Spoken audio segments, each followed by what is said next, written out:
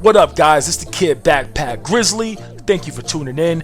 If this is your first time watching this channel, be sure to comment, like, subscribe, and share this video.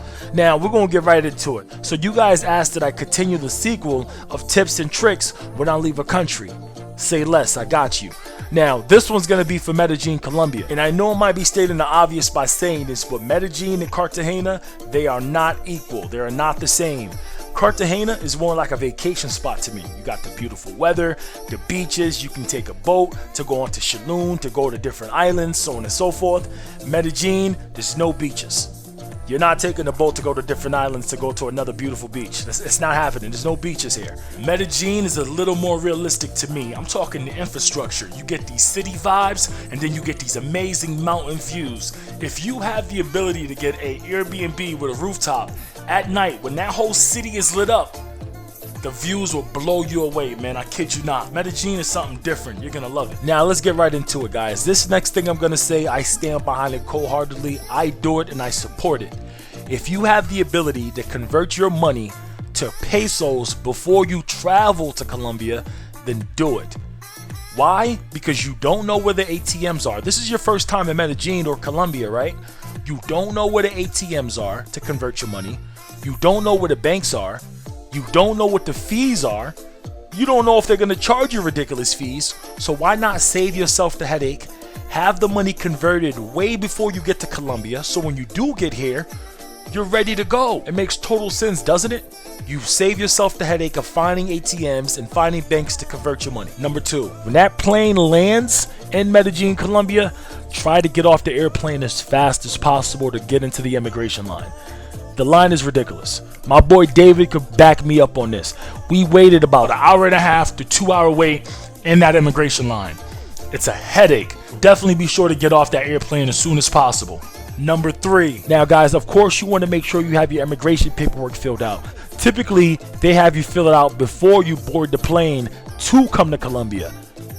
But if not, have the paperwork filled out. I'll have the link in the description. This is just something that you could do on your phone. It's simple. Now guys, listen up. This gets me every time. If you do not speak Spanish and you're coming from the United States of America and you're doing the immigration form and it's asking you where are you coming from, you want to pick Estados Unidos de America. That means United States of America. I'll have it spelled out for you. You're welcome. Also guys, let me squeeze this in. Now that I'm thinking about it, I don't want to lose my train of thought. When you're here, make sure you utilize Uber.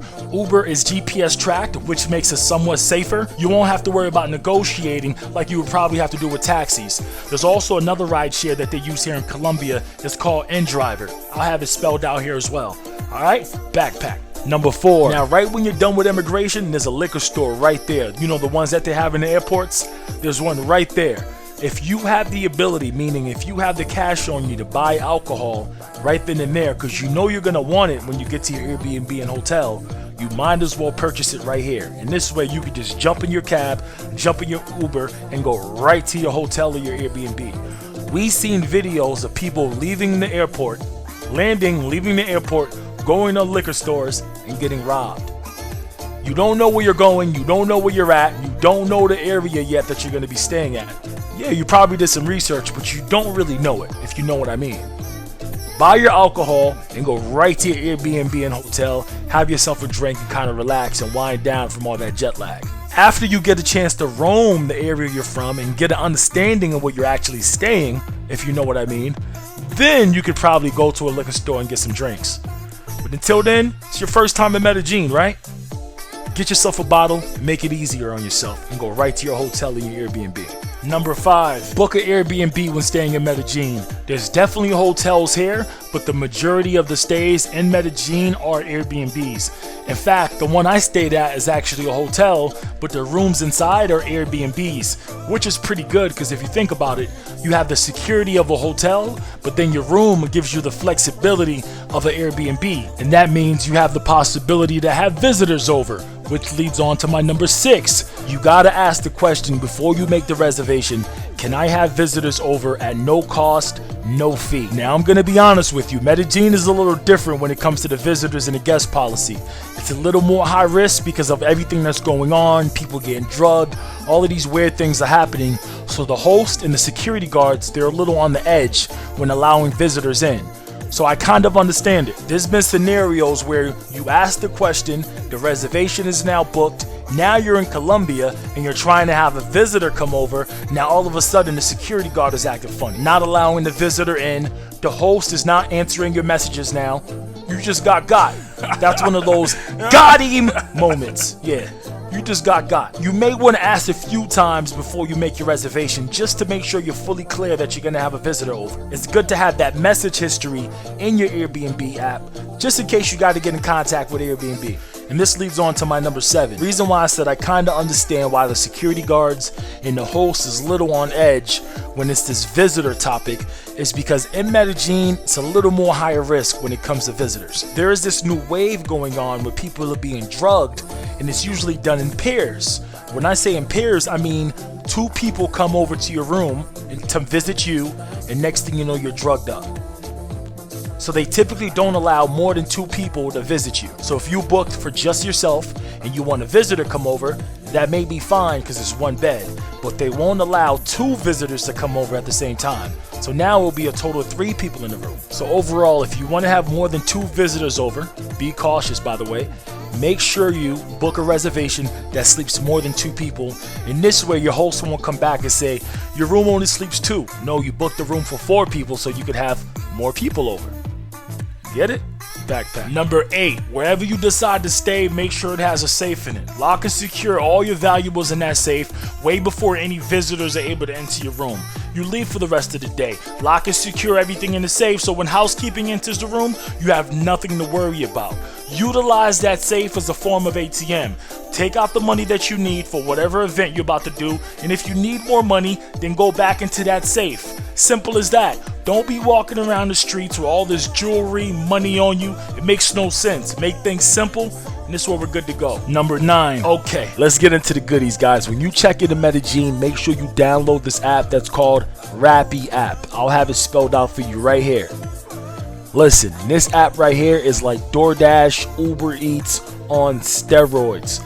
It makes Uber Eats and DoorDash look like crap. I kid you not. This app has a thing where they'll deliver your things within 10 minutes. Under 10 minutes, you'll get your stuff delivered right to your Airbnb or hotel. I love this thing, man. I'm talking about cases of water, cheeseburgers, whatever you need, it'll be delivered ASAP, quick. Definitely download this app. You'll love it, and you'll be using it a lot, just like I did. Number 10, if you're in the mood for some good quality Colombian food, definitely be sure to check out this place called Mondongos. Great quality steak. There's one in Laureles, La Setenta, and there's also one in El Poblado. I've been to the one in Laureles. It was amazing. The food was great. The quality, the freshness. You guys definitely got to check that out if you're in the mood for some great steak. They got different varieties of food there, but you definitely got to try that steak if you're into that. It's backpack. Number 11. Since we're on the topic of Laureles and La Setenta, you have to make your way out there. They actually compare it to El Poblado, so you know it's a vibe. The nightlife is amazing. I'm talking bars, I'm talking clubs, places where you can sit outside, have a drink, watch the game. Music is blasting, all types of amazing food vendors. If you want to try different foods, you definitely got to make your way out there. In fact, you may see some people out there that look familiar. There's a lot of expats out there. People from the States, people from UK, people from Canada. Definitely a great vibe out there, guys. So definitely make your way out to La Setenta if you haven't had a chance to do so. Number 12, visit the Comuna 13. I'll have Jason's information in the description. He's the guy that I did the tour with when I went to Medellin's favela, the Comuna 13. Loved it, man. I had a blast. I had a great time. We took the cable cars going up to the favela. You got a chance to see a beautiful view of the favela as you're going up the mountains in the cable car. You can't beat that. And then we go down, and then that's when you actually go inside the favela. You get a chance to actually get the feeling. And Jason does a great job explaining it.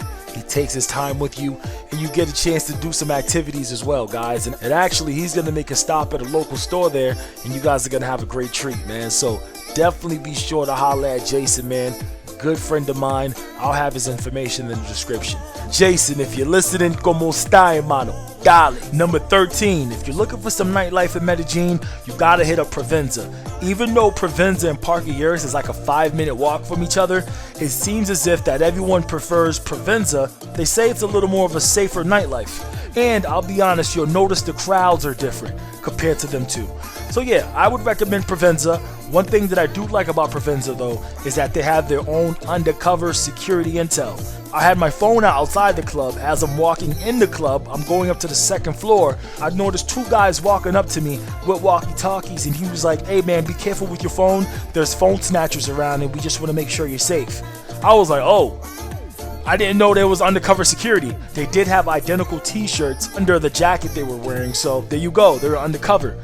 But I thought that was dope. Alright, so Provenza's where you want to go, guys. Oh yeah, I can't forget, for the ladies and even the fellas tuning in, if you guys are into brunch, be sure to check out Provenza. They got a good few spots I think you'll like. Backpack. Number 14. Since we're on this whole nightlife topic, I gotta state the obvious, guys. There's bad apples in every country we go. It's not just Medellin that be having hiccups. And we must focus on what we can control, like keeping your drink to yourself, supervising your drink, not just leaving your drink out in the open if you're sitting at a bar or at a club and just walking away from your drink. We don't do that in our home countries, so why would you do it here? If you have people coming over to your place, Airbnb or your hotel, keep your drink to yourself. I don't care if you even gotta go to the restroom with your drink. Keep that drink to yourself. As far as the bottle goes, well, I don't know. You may have to take the bottle to the bathroom with you, or just have it somewhere only you can see. Bada bing, bada boom. But I'm saying, guys, precaution. Stick to the basics. Like I said, supervise your drink, keep your drink to yourself, and just stay on point. It's Grizzly. Number 15. Although I haven't been there myself, but I'm hearing nothing but good times in the town they call Guadape. Now, that name may sound familiar to you because that's where that huge rock is that everyone tries to climb up. That has roughly between 640 to 740 steps. And if you think you could achieve that, man, you better let me know you did in that comment section. But I kid you not, there's so much more to do out there than just the rock, man. So I totally recommend going out there to visit it. I heard nothing but good times out there, so definitely check that out. Now keep in mind, from Medellin to Guadape, it's gonna take you roughly about an hour and 50 minutes. But definitely tell me how it went when you guys achieve that. Grizzly. Alright guys, there you have it. Now hopefully this video is going to be able to help you maneuver through, especially if it's your first time coming to Medellin. And I always get the question from the first timers, should I go to Cartagena first or should I go to Medellin first? It's hard to answer that question. They're both great vibes, but I gotta tell you, the people of Medellin are amazing. I love these people here.